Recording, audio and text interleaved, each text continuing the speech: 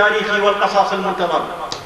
أمنياتنا بالصحة والعافية لأبي ليث، ما كان يكتبه في عزلته السرية الاحتجاجية، وما كان يدبجه خياله من طيور تحلق في سماوات إبداعه. فمن المستحيل أن لا يكون لفهد شهادة إبداعية عن الخراب الذي كان المبدع فيه شاهدا وضحية. والدعوة من هذا المنبر بأن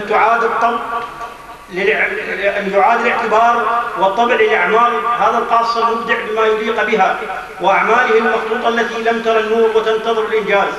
والحمد لله الذي أبقى أبا ليث في اليوم الذي رأى فيه طيور سمائه وقد تحلقت من جديد على فضاء مفتوح للحرية، فشلت كل محاولات الطغاة في انتهاكه. السيد، ما بين قميص يوسف ومنديل الزمون جدلية كبيرة، فكلاهما نسج من خيط تشم رائحة الخيال.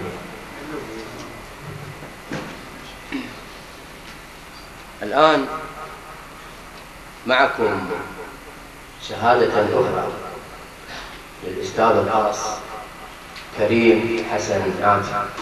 يسعدني أن أكون متحدثا عن فهد الأسد.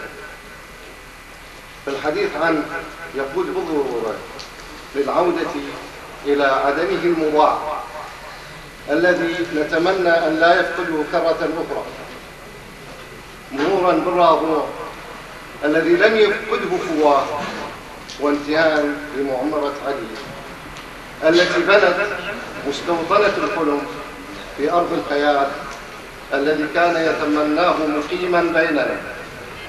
فهد الإنسان يحتوي فهد الخاص، لذا فالحديث عنه يطول مثلما الحديث عن هموم الإنسان وأفراحه وأتراحه.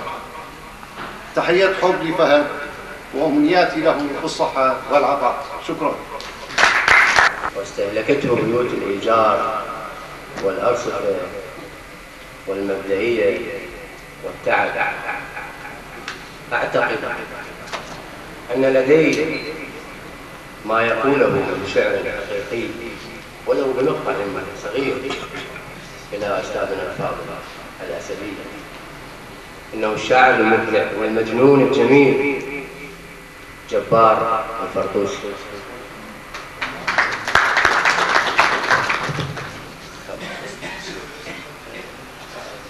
حين يقول شيخ عثمان أن الحياة قائمة وليست دائمة، فهذا لم يضب جديدا، لأننا نعرف أن الحياة معرضة للزوال. وحين يقول آخر أن شجرة واحدة من الممكن أن نصنع منها 1,000,000 عود ثقاب، وعود ثقاب واحد من الممكن أن نحرق به 1,000,000 شجرة، فهذا لم يضب جديدا أيضا سوى التزويق بالكلمات، لأننا نعرف أن بإمكان الإنسان أن يصنع 1,000,000 عود ثقاب من جذع الشجرة، وبإمكان الإنسان أيضا أن يحرق 1,000,000 شجرة بعود ثقاب واحد فقط. وهذا القول لو جرد من التزويق لأصبح شبيها بالقول القائل أعدم السلطان راعيا، وهو أمر بديهي، لأننا نعرف أن السلطان بإمكانه أن يعدم الراعي بسبب قوانين الحياة وأيضا القوانين السماوية. بسم الله الرحمن الرحيم، وفضلنا بعضكم على بعض. السلطان فضل على الراعي. لكن المثير للدهشة والغريب في أن يأتي من يقول لنا أعدم راعيا السلطان. كيف؟ هذا الأمر كثير من التساؤلات. زميلنا فهد الأسد استطاع أن يقول لنا هذا القول.